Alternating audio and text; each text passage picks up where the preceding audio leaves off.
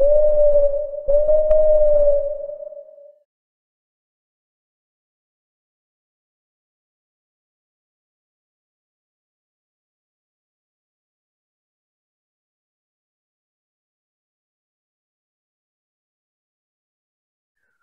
don't have any other question, so we can continue with Simon. Let me remind you of Simon's title. Simon's title. Yes, his title is Incompatibilism, Choice, and Unconscious Cognition. Simon? Thank you very much. I will try again to share my screen. Okay, has that worked this time? Yes, it works. Excellent. Okay. So let me just add my thanks to the organizers of the conference and for everyone who's attending. It's really great. I'm looking forward to the questions. My talk today is about how irrational or non-rational influences affect conscious choice, given a commitment to incompatibilism. So I'll begin just by going over some starting assumptions. I take it that the way I'm understanding choice is that it is something that's possessed by a conscious subject, and for a conscious subject to have a choice is for that subject to be able to consciously select one from a range of different options which they represent. When an agent has a choice, the agent possesses a distinctive, robust kind of control. The idea that choice is central to human agency has a very long history. In the 2nd century CE, Alexander of Aphrodisias wrote that we assume that we have this power in action, that we can choose the opposite, and that when we have this power, what we choose is up to us. Such quotes could be multiplied indefinitely throughout the history of philosophy. Non-reductive accounts of choice have been given, and they've been offered as making choice essential to agency itself, making choice essential to intentional agency, as well as making it required for free agency. As I'm understanding non-reductive accounts here, they are those which construe the agent as possessing a kind of two-way power to choose and then to act. And this power is taken to be irreducible to any instance of event causation. And the key idea is that in choosing, the agent settles or determines which course of action they're going to perform. Typically, it's added that nothing causes or makes or brings it about that the agent decides in the particular way that they do. So that's the kind of incompatibilist aspect of these accounts. But the key thing is that it's the notion of settling or determination. This is what makes it true that what the agent chooses was really up to the agent. The explanation, if you like, stops at the agent. So 2 further assumptions I've already mentioned really. Genuine choice is going to be incompatible with causal determinism. And the second assumption, which is one of the reasons why I'm interested in these accounts of choice, is the idea that only non-reductive accounts of this power of choice can do justice to our phenomenology. So I take it that our phenomenology of choosing is something like this. First, it often seems to us that prior to making a choice, there are multiple options, and each of those options is open to us. Like, we could choose any of them. Second, when we make a choice, it's us ourselves who makes the decision. And after we've made the choice, it doesn't seem to us that, for example, one of our desires operated as a sufficient cause, bringing about the particular thing we chose.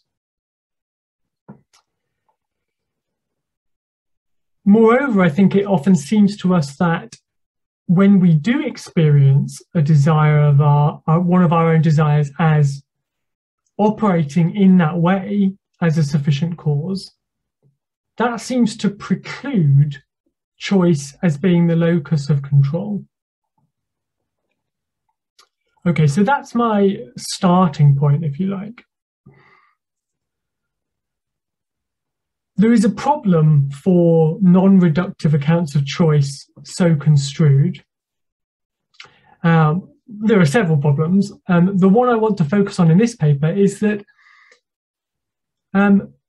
it often seems to us, I think, that sometimes our decisions are influenced by non-rational factors that are, one, beyond our control, and two, sometimes outside of our awareness, outside of our conscious awareness. This, I think, is quite an intuitive thought, but it also gains support from a variety of observations surrounding kind of everyday choice. So the first observation that speaks in favor of this idea is that when we deliberate and make choices under pressurized conditions, so for example, sometimes when one is in a rush or experiencing pain or emotionally distressed, factors such as these can affect how one deliberates and can affect the choice that one ends up making. But it doesn't necessarily seem to us that that's what's happening at the time. It might be that when one is in pain, one is prompted to make a decision quickly, for example, or one is led to think certain thoughts which lead to a particular decision being made. But we don't realize this until after the event, maybe until after the pain has subsided. Observation 2, deliberation often involves having thoughts which just come to us, thoughts which we have no direct control over. When thinking about some practical problem, for example, certain thoughts about one aspect of that problem might just come to one unbidden, and one can then reflect on them, but one might systematically fail to consider another aspect of the problem, and that might be the result of like patterns of thought or habits of thought that we get into. In short, when we're deliberating, we're kind of at the mercy a little bit of various unconscious cognitive processes and how they unfold. And we just have no direct control over such processes.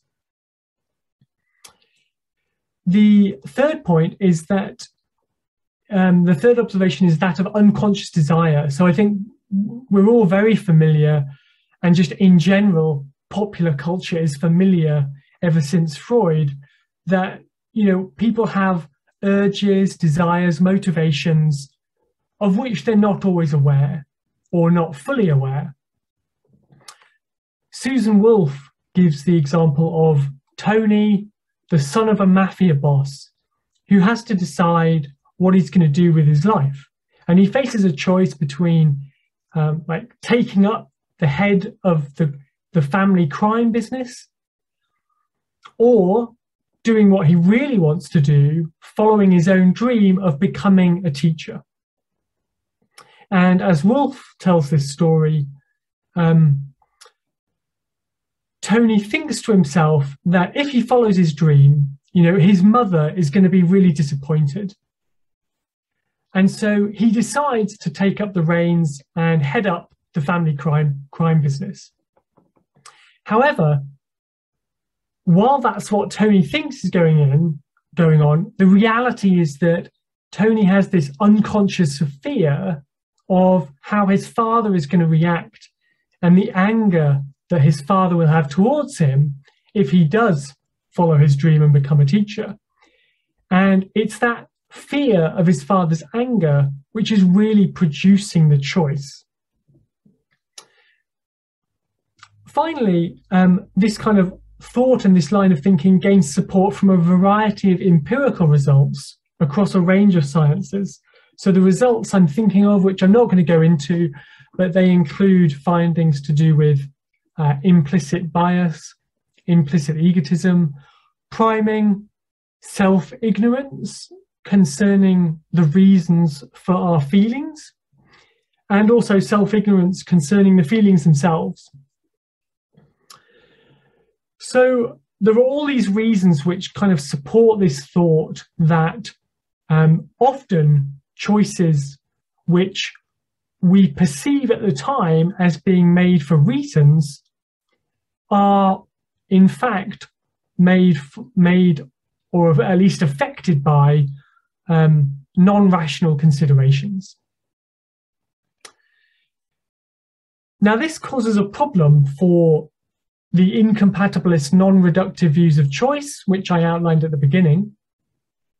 They struggle to explain these cases. And that's because they construe the exercise of power in terms of the agent settling or determining what is chosen. And so this is the language that's used by those who put forward these accounts. So Timothy O'Connor, for example, he writes that, and I quote, "Choice is some sort of capacity by which I directly determine my choice, the particular choice made. It's a primitive capacity of a person to form an executive intention to act in a specific way." The key thing, though, is that the relationship which is posited between the agent and the intention that's formed is one of settling or determination. And there's a good reason for this, which is that it's thought that this is needed if the choice is going to be up to the agent in the very robust sense that the incompatibilists are seeking. So the choice needs to depend on the agent and the agent alone.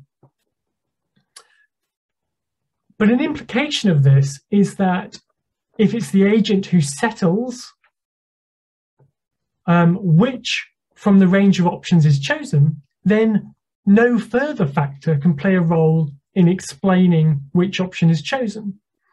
Clearly, this means then that no non-rational factor can play a role in explaining which option is chosen.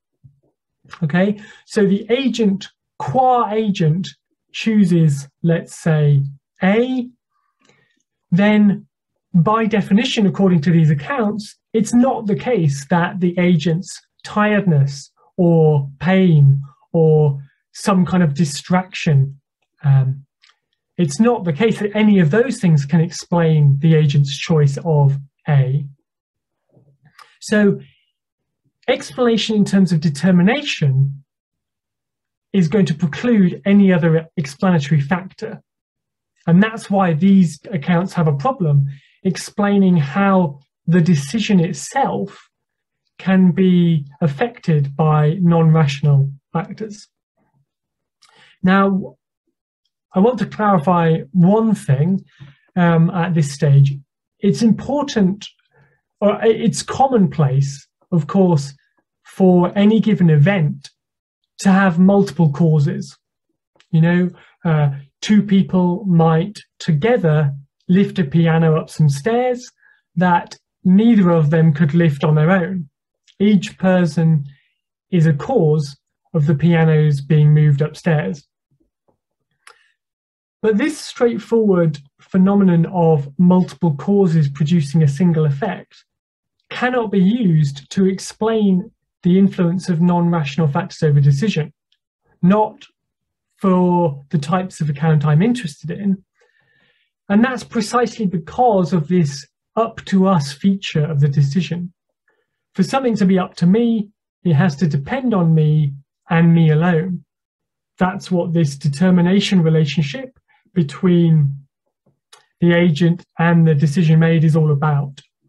Okay, so in the piano case, for example, if neither person can lift the piano on their own, then when the two people carry a piano upstairs together, that event depends on both of them. So it's up to both of them.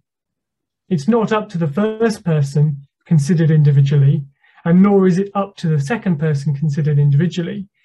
They have to come to an agreement, and then it can be up to both of them. So these views of choice, which I've described, they have a problem explaining how we can make sense of non-rational influences over the act of choice itself. Now, I want to suggest that there is a potential solution to this issue. And the solution goes something like this. So choice is normally conceived of as an instantaneous mental action whereby an agent with beliefs about a range of options forms an intention to perform one of them. And it's normally conceived in terms of where the options are everyday courses of action, if you like. So, for example, Tony's choice between becoming the head of his crime family business or becoming a teacher and following his dream. That's how the options of his choice are normally conceived of. What I want to suggest is that we might reconceptualize this basic act of choice so that choice is still the power of a conscious subject to do something, but it's the power to perform or refrain from performing one out of a range of basic actions. And the basic actions I have in mind are things like directing one's attention to some particular place, focusing attention on part of one's visual field, say, or auditory experience, or maybe focusing one's attention on some aspect of one's tactile sensory experience. Or it might be performing a mental action that might be prompted by one's environment. So, for example, one such basic action might be forming an image, a mental image of my keys in an attempt to try to remember where I put them. What we ordinarily think of as our kind of everyday choices, we could call them kind of macro decisions because they're sort of concerned with fairly large scale issues. These would then be thought of as being composed out of many micro decisions, which are sort of decisions to do with where we direct our attention or the decision to perform a very basic mental action, for example. And the macro decisions would be composed out of those micro decisions and various other passive mental events. So I want to kind of give an example of how this might work. So this is a kind of stream of consciousness vignette, if you like, which I'll read through and then sort of explain a little bit. So as I'm reading on my computer, I have a fleeting, vague, sensory impression of what my email inbox looks like, followed immediately by the thought, shall I check my email? After which comes the recognition, accompanied by the briefest flush of something close to self-satisfaction, that it's been at least 2 hours since I last checked my email. All of this I observe completely passively. However, I decide to attend to the thought. That is, I decide to dwell on my email, to think about my email. I experience a further sensory impression of an email in an inbox, an email bearing a student's name, a mental image of a subject in blue bold font, sender name in black, a small icon of a face without much detail. Accompanying this sensory imagery is the recollection that I have an email from the said student which is due a reply. After which, my attention is then captured by two thoughts, experienced swiftly and in sequence. Oh, there's also that invitation to referee a paper, which I haven't replied to, and then another thought, and I really must let Kirsty know about next Friday. With the awareness of these three emails in need of reply, I decide to check the time. I consciously direct my attention down and to the right. I see that the clock reads 16:14. Another thought passively comes to me. There is time to send 3 emails and still finish the chapter I'm reading. I express my consent or agreement with this thought and so decide to press Alt-Tab, switching into Outlook and ready to check and process my emails. All of this happens within a second or two. So this is a kind of stream of consciousness vignette, if you like, to try to give an example of what I'm talking about.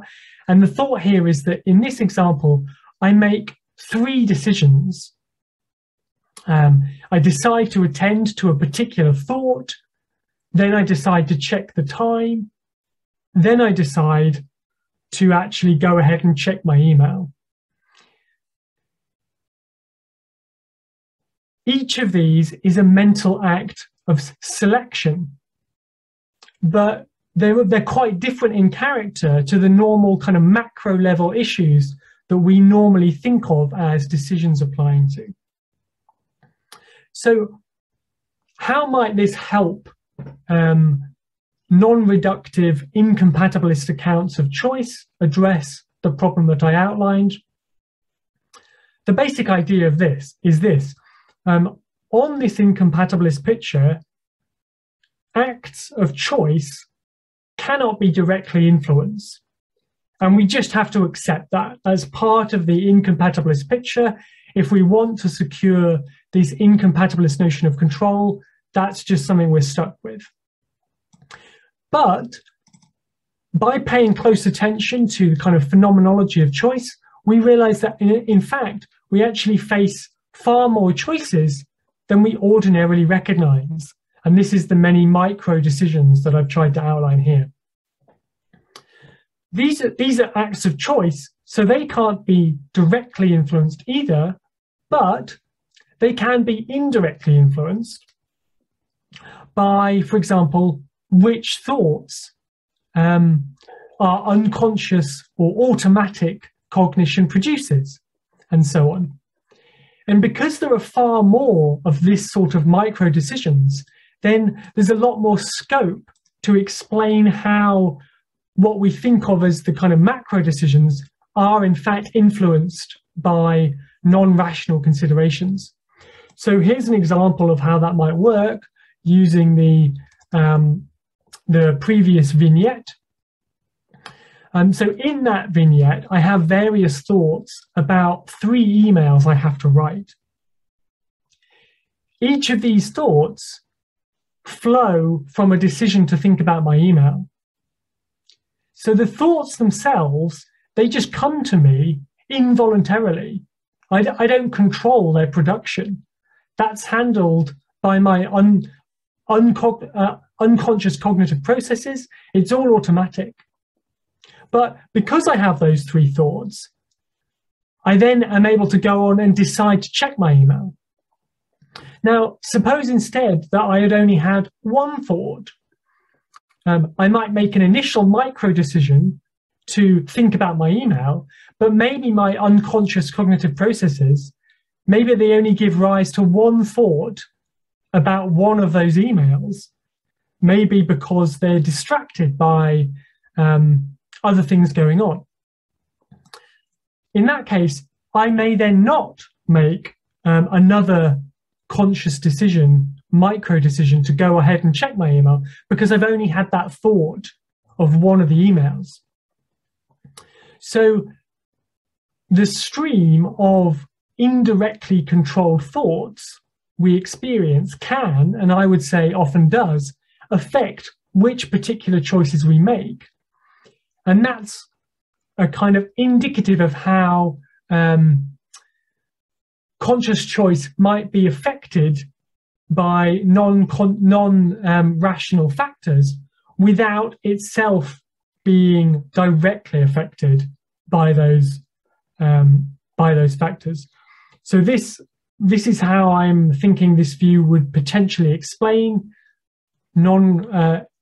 influenced by non-rational factors. I also think that this view could help to explain why we think that much of our thinking is active, right? Because it's punctuated by these sorts of micro decisions.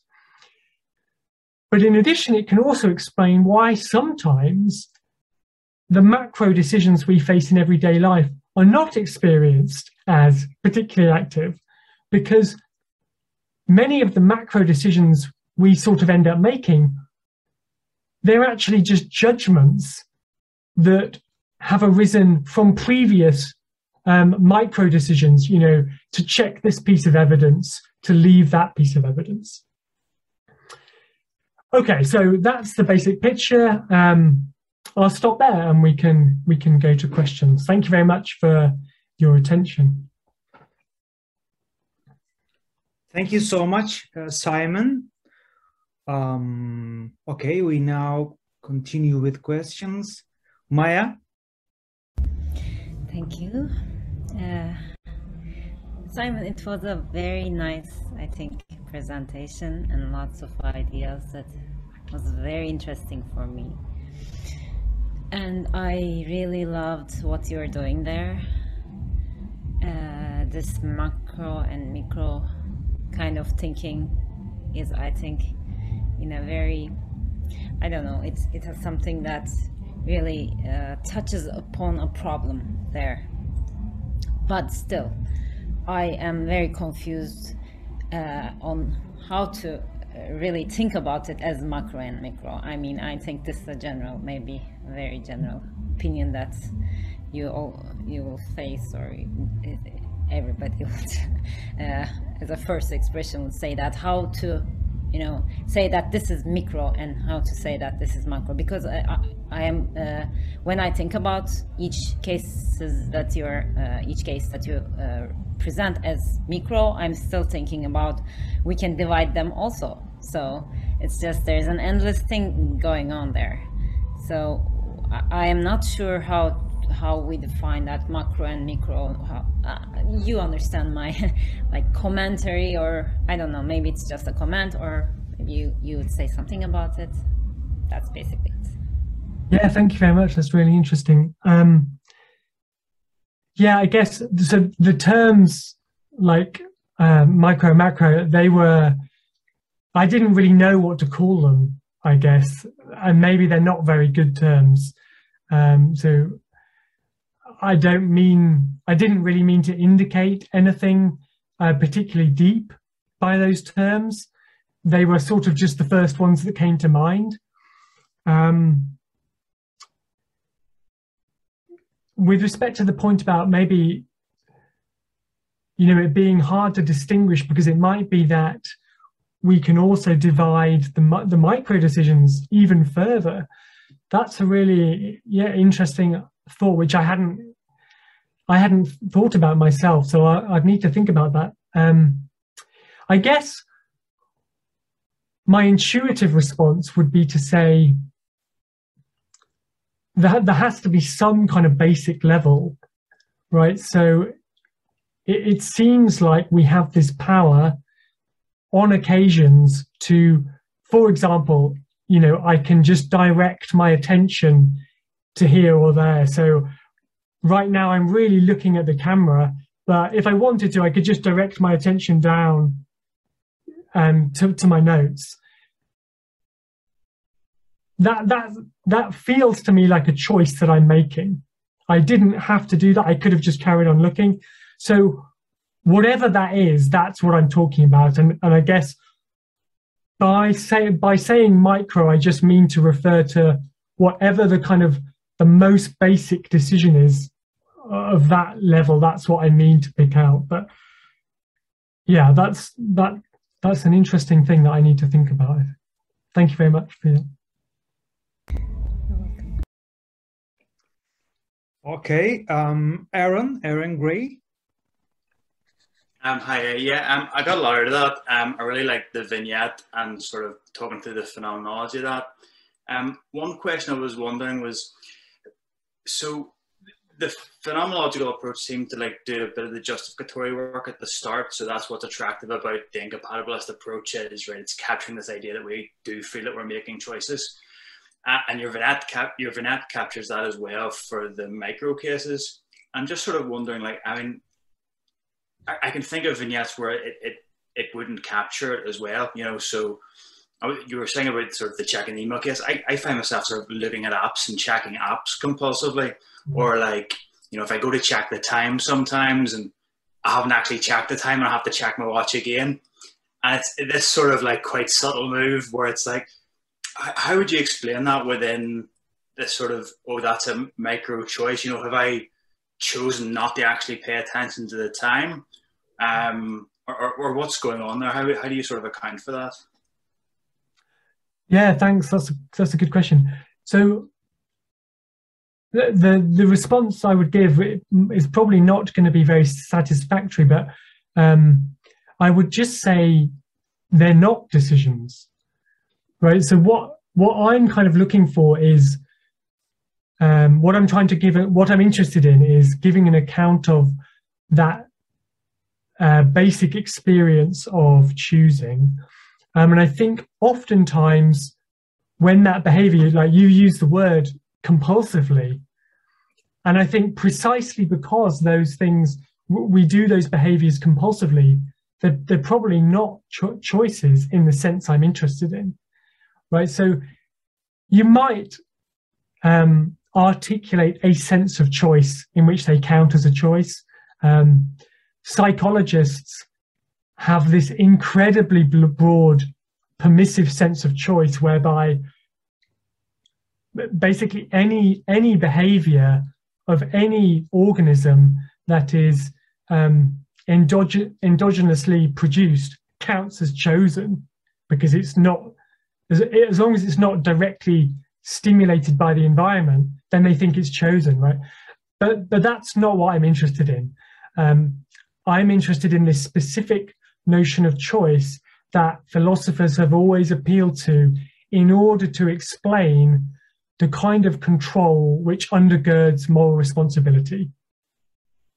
So that's the broader picture, that's where I'm coming from. And in those kind of cases, I would say, yeah, they're just not chosen. And there might be some really interesting grey area cases where you're sort of half paying attention. And this is where I think there could be great scope for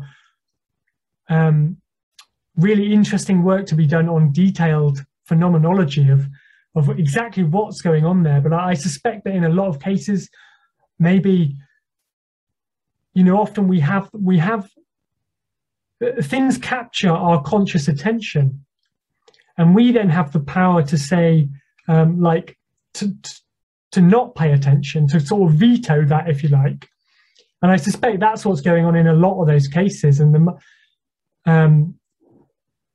so there might be some really interesting grey area cases where you sort of you have you're half paying attention, and you have a kind of power to turn your attention back to what you were talking about. You don't exercise that power, so it maybe half feels like a choice. That's something I get. That's the route I'd want to go down.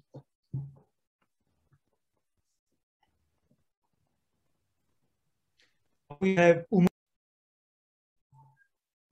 Yeah, thank you. Very interesting talk, and it's a topic that I very much enjoy thinking about. So I'm just, and I like the proposal that you make about how bigger decisions are made up of like smaller decisions and how they interact and so on. But I was wondering whether, in defining the problem, well, actually, let me just briefly put it in this way. Do we know that some sort of causal determinism is true such that it causes these kinds of problems? Or, I don't know, what's your take on that? That's what I usually think about. So.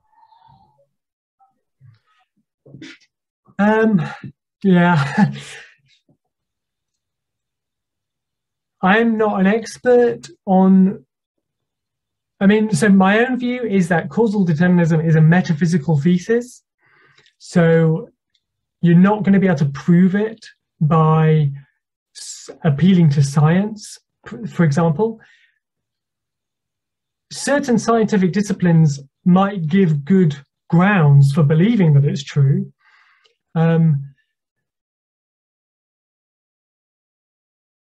Whether it's true in the case of human beings and their decision making, obviously that's a question about how the brain works, but also you're going to have to answer the question of the relationship of the mind and brain in order to answer that properly. I guess I think it's an open question whether whether this science really shows that it is deterministic. I'm not especially interested. I am interested in that question, but I'm convinced that incompatibilism is true. So that means I think that the kind of control that would be required for responsibility, for moral responsibility, is incompatible with causal determinism. So I'm interested in exploring that kind of control and kind of asking the question, what would that kind of control have to be like if we were morally responsible? If it turns out that determinism is true, then I would just say, well, we thought we had that control, but it turns out we don't. So it's not really, it is an interesting question. It's not really a threat to this kind of project, because this project is about asking that question, the hypothetical question, assuming incompatibilism is true, which I think there are great arguments for, then what would the control have to look like if we are going to be morally responsible? So that's the context that I'm operating in here. Yeah, thank you. Okay, Philip Schwartz. Thanks. So I think there's some really interesting ideas, and I like the attempt to explain this phenomenon that at some point there seems to be only one option. But so the thing is, you talk about how this everyday macro actions can be broken down, or decisions can be broken down in micro decisions. And I think this works quite well for this situation you describe when you are sitting in front of your computer and doing some work and decide to get something else done. But I'm not sure that it works. So it seems to me you are conflating different kinds of macro decisions, because I don't know the original literature on Tony's choice, but I imagine it to be a really not only a macro choice, but a huge choice, so to speak, right? He needs to decide how his entire life is going to be like. And so so I imagine that since he's an Italo-American from a mob family, he's probably been brought up with strong family values and so on and so on. So this is very much different from sitting in front of your computer and deciding whether to interrupt your reading and write a couple of emails. And I have a hard time imagining how these kinds of decisions can be broken down into micro decisions without losing important aspects of what we are trying to capture. Well, yeah, just to kind of clarify your question, when you say without losing what we're trying to capture, is the idea that we would lose the kind of reasons explanation if we were to break it down? Well, not necessarily. I'm thinking more of the sort of, let's say, biographical importance, so to speak, right? So I just think the transition from deciding how to spend the rest of your life to deciding where to direct your attention, what kind of bodily movements to execute. I think I don't see how the existential weight is preserved in deciding what kinds of bodily movements to make. Does this clarify it? Yes, yeah, it does, yeah. So, yes, that's a really helpful question, which shows me I need to really think about how to present the distinction that I called kind of micro macro, because they're obviously not good terms. But to clarify, so there's a couple of things I want to say. I didn't mean to suggest that like every single kind of everyday decision, if you like, is going to be composed of lots of micro decisions. That's not the claim I'm making. The claim really is just that sometimes that happens, okay? And I think it's probably most obvious with those bigger decisions where, maybe you just think about something for a long time and you deliberate one day and then you deliberate the next week and you're constantly weighing different bits of evidence and different pros and cons. And then one day you just find you've made a judgment about what you're going to do, but you never really had that experience of, oh, I actively chose to do that. And I think this sort of idea has the potential to explain that. But that's not, I don't mean to claim that it explains all of those decisions, okay? So I also think that some everyday decisions can just be genuine decisions, like genuine mental acts of selection. That's perfectly possible as well. I think the way I'm thinking about it is that we sort of have this capacity to, for example, form an intention. That's also one of the basic actions which this power ranges over. And so sometimes those intentions that we're forming will be the kind of everyday decisions that we ordinarily think. That's why I think we can describe cases phenomenologically, which satisfy both ways, if you see what I mean.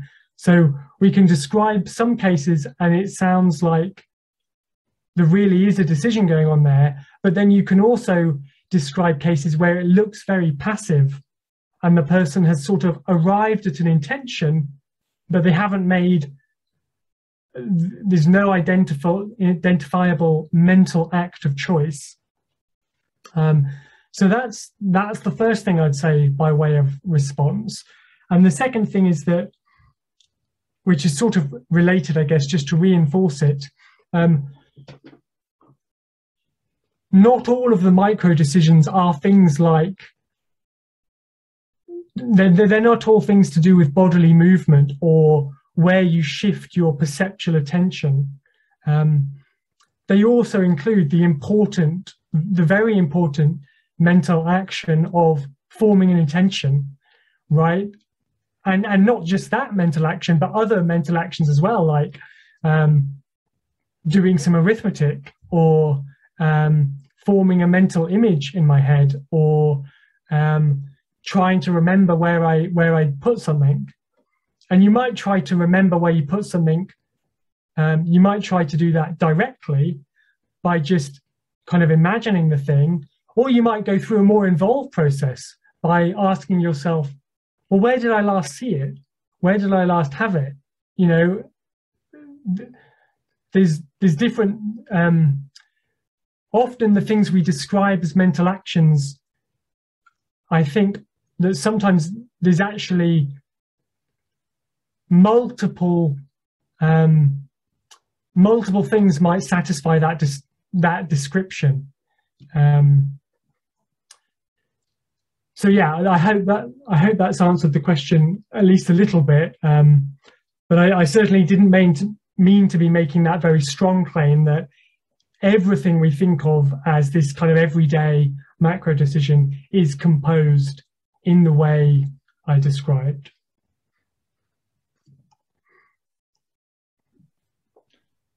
Okay, we do not have any question remaining, but I will make a favor to myself and I will ask a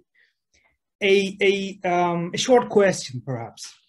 So I was wondering whether you know this Heideggerian literature on our everyday actions. One of the most prominent philosophers in this literature is Hubert Dreyfus, and he has a very influential interpretation of Heidegger's philosophy, especially what Heidegger says in Sein und Zeit. And when I was thinking, so when I heard that you call the you call what the person in the stream of consciousness does as decisions or as choices, I immediately thought about that literature, because one of the basic points in that literature is that within the context of what they call our average everydayness, the basic things that we do within that context cannot be understood in terms of the vocabulary of decisions, choices, or conscious mental acts. And they think that if one does that, then one is caught up within what they call classical metaphysics, which over intellectualizes what we do within the context of our everyday lives. And they prefer to think about these basic acts within our everydayness through examples like sports. For example, they think about a basketball player, and for example, what does a basketball player do within the game? Within the game, they think that they merely respond to situations which are familiar to the players, and they think that what we do is basically the same within our everyday situations. We merely respond to different situations without making conscious decisions, without explicitly going through different alternatives. We just respond to the world. So if you are aware of that literature, if you are aware of that potential criticism of what you are reading in your paper, well, how would your response be? Yeah, good question. I'm not aware of that literature as much as I want to be. I think I sort of half agree with the basic insight. I agree that vast amounts of our action are like that. You know, sometimes we do have those immediate responses that we perceive, the way we perceive our environment is action orientated, and we perceive kind of affordances to act. And sometimes those affordances just elicit the action out of us without too much conscious reflection. I agree that that happens and that that's a genuine phenomenon. I just don't think it's the whole story. So part of my larger project is to integrate the kind of account I've described tonight with that more Heideggerian account of the fact that that does actually happen, right? How do those things interact? And I think it sort of comes back to something what I was talking about in response to Aaron's question, I think, about how we're going to have these kind of gray areas where you're sort of almost half paying conscious attention, or your conscious attention has a certain quality, which means it's definitely not reflective. There's definitely not been any deliberation, but there's still this two-way power. And I think we often have this two-way power when we're in a certain mode of consciousness that we can just stop what we're doing. And that doesn't require any deliberation. It doesn't require reflection. But we still have that power, even in some of those most Heideggerian kind of descriptions of action that they're talking about. So the short answer is I want to kind of integrate the two insights, if you like. Okay, great. Okay, now we will, so this was our last session within our conference. So with Simon, we are at the end of our conference, and we will conclude the conference with closing remarks by one of our oldest members, so to speak, Hussein. Hussein, thank you, Chala. I hope that oldest member was not meant ironically. So thank you a lot. So, okay, everyone, we have come to the end of our two-day conference. I would like to thank you all on behalf of the Society for Practical Philosophy Turkey for being here and bringing in your contributions to this virtual conference venue. I would especially like to thank our keynote speakers, Dr. Faik Kurtulmuş and Dr. Caitlin Creel, for kindly accepting to present at our conference. I'm personally very pleased to have met all of you and have learned from your stimulating presentations. As you know, one of the purposes that these small events serve is to bring researchers from multiple regions together to exchange ideas and build virtual community to follow each other's work later on. So please follow us on Twitter so that we can follow you back and we can be informed about each other's work in the future. I'll write again our Twitter handle in the chat in a second. And stay safe and keep in touch. Thanks a lot and hope to meet you in other events. Thank you all. Thank you so much. Thank you. Thank you very much. Thank you, everyone. Thank you. Thank Bye-bye. you. Thank you. Thank you so much. Bye.